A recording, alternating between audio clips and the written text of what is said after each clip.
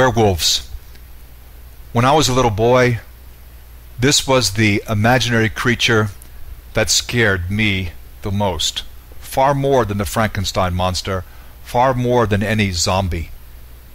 In fact, it's a long list of imaginary creatures, monsters of fantasy, the stuff of novel and cinema. Consider mummies, ghosts, ghouls, gremlins, vampires, zombies, leprechauns, demons, warlocks, witches, wizards, familiars, orcs, ogres, sprites, pixies, nixies, poltergeists, trolls and dragons, elves, giants, nymphs and satyrs, mermaids, centaurs, Cerberus, bogeymen, shapeshifters, Godzilla, the Yeti, Chupacabra, the unicorn, the basilisk, and on the list goes. Why is it that so many people are fascinated with werewolves? And what are werewolves anyway?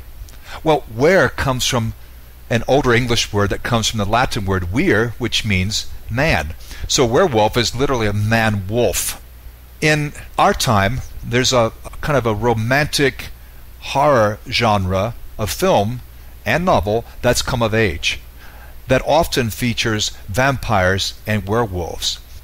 If you're not familiar with the werewolf, and it's hard to imagine that's the case, this is an unfortunate soul who's been infected by another werewolf or wolf. He's been bitten, and periodically, typically when the moon is full, his body undergoes a transformation.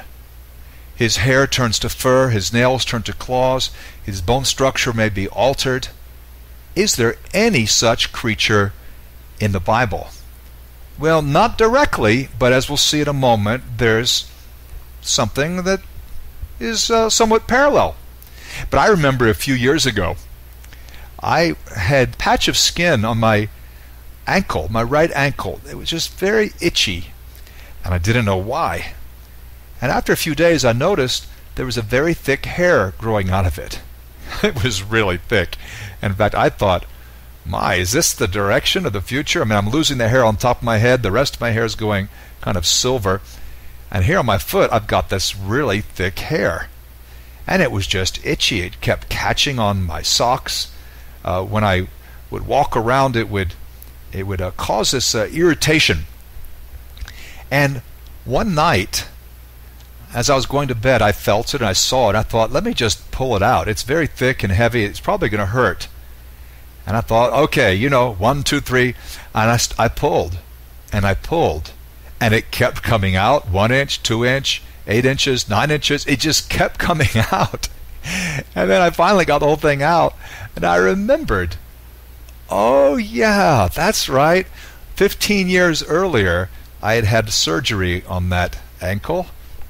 And apparently, they had left the suture in, and not just a little bit. But I had these thoughts in my head of, am I transforming into something? What is going on? Well, I think it's safe to say there's no such thing as a werewolf. Well then, Douglas, what are you talking about in the Bible? I want to talk about the king of the Babylonians. This is 6th century BC. His name is Nebuchadnezzar. And he, after a warning